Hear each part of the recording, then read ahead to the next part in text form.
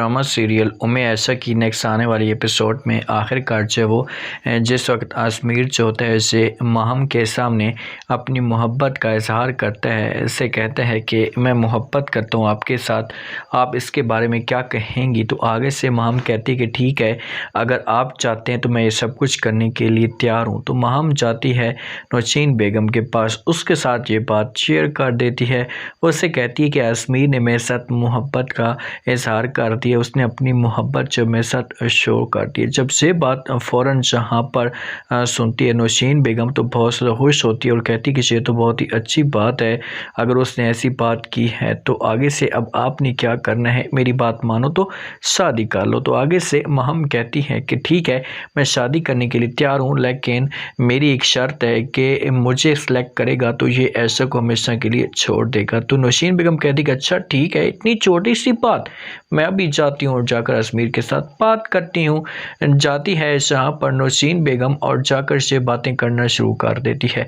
अजमीर को कहती कि देखो अजमीर, कोई भी लड़की होती है ना, इससे सोतन अपने ऊपर बर्दाश्त नहीं कर सकती। अगर तुम यहाँ पर ऐसे ऐसे पूछो तो ऐसा भी बर्दाश्त नहीं करेगी, मेरी बात मानो तो ऐसा को छोड़ दो और महम के साथ शादी कर लो। महम बहुत ही अच्छी है और तुम्हारे साथ प्यार करने वाली है और ऐसा को हमेशा के लिए अपने दिल से निकाल लो, क्योंकि महम की ये डिमांड है। जब ये दोनों एक दूसरे के साथ डिस्कस कर रहे होते हैं तो पीछे से सारी की सारी ऐशा बातें सुन लेती है। अब ऐशा से सब कुछ बर्दाश्त नहीं होता, क्योंकि ऐसा की यही उम्मीद थी अजमीर जो ऐसा ऐसा टूटना शुरू हो चुकी है। अब माँ जो होगी ना, ऐसे प्रेशर डालेगी और अजमीर जो होगा ये बात मान जाएगा और कहेगा कि ठीक है, अगर आप चाहती हैं तो ये सब कुछ मैं करने के लिए तैयार हूँ।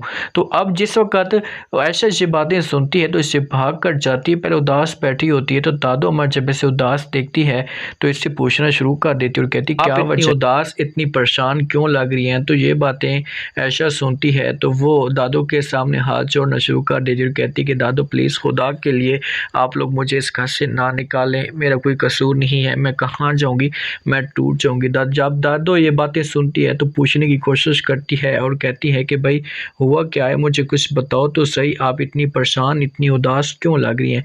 तो आखिरकार ऐसा जो होती है इसे दादो को सारी की सारी कहानी बता देती और कहती है कि भाई अजमीर और अजमीर की माँ ने ये बातें की हैं, उन्होंने ये डिसाइड कर लिया कि वो मुझे हमेशा के लिए इस घर से निकाल देंगे। तो ये बात जब दादो सुनती है तो दादो गुस्से से आग बगोला हो जाती है और ऐसा को कहती है कि ऐसा कैसे हो सकता है, ऐसा तुम कैसे सोच सकती हो, और ये बातें अपने दिमाग से निकाल दो, कुछ भी नहीं होगा, कोई भी आपको इस घर से नहीं निकालेगा। मैं अभी चाहती हूँ जाकर बात करती हूँ अजमीर के साथ और नौशीन बेगम के साथ भी बात करती हूँ। ऐशा इतनी ज़्यादा तड़प रही होती है, आंखों के अंदर सिर्फ और सिर्फ आंसू होते हैं, आंसू के अलावा इसके पास किसी किस्म का कोई भी ऑप्शन मौजूद ही नहीं होता।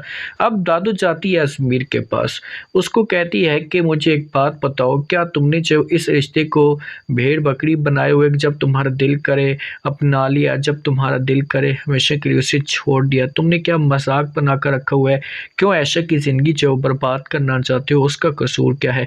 अजमीर जब ये बात सुनेगा तो पूछने की कोशिश करेगा और कहेगा कि हुआ क्या है। तो आगे से जो दादो होगी ये बता देगी अजमीर को और कहेगी कि तुमने माम के साथ शादी का फैसला कर लिया है और ऐशा को छोड़ने का फैसला किया, क्यों किया ऐसा।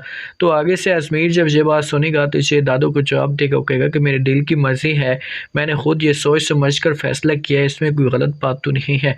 दादो समझाने की कोशिश करेगी और कहेगी कि देखो अजमीर, तुम गलत कर रहे हो, कभी भी ऐसा नहीं हो सकता और मैं अपने होते हुए ऐसा नहीं होने दूंगी। अब अजमीर को दादो जो होगी ये चैलेंज करके चली जाएगी। तो इस तरह से अजमीर जो होगा ये बड़ा परेशान हो जाएगा। एक तरफ माँ खड़ी है और दूसरी तरफ दादो खड़ी है और दादो जाती है और जाकर फुरकान को भी सब कुछ बता देती है। और जिस वक्त फुरकान को ये सब कुछ बताती है तो फुरकान जो होता है इसे नौशीन को भी अपने पास बुलाता है, एक सारे के सारे जमा हो जाते हैं और नौशीन से पूछना शुरू कर देता और कहता है कि तुम ये सब कुछ क्या करवाने की कोशिश कर रही हो, आखिरकार तुम्हें मसला क्या है, तुम क्यों ऐशा की ज़िंदगी बर्बाद करना चाहती हो। ये बातें जब नौशीन सुनती है तो साफ अल्फाज में इनकार कर देती है। अब यहाँ पर नौशीन जो होगी ना इसे ड्रामा करने की कोशिश करेगी, लेकिन इसके ऊपर गुस्सा करेगा और कहेगा कि देखो चाहे जो कुछ भी हो जाए, तुम जो कुछ भी करना चाहते हो करो, इससे मुझे कोई इतराज़ नहीं है, लेकिन मैं कभी भी ऐसा नहीं होने दूंगा।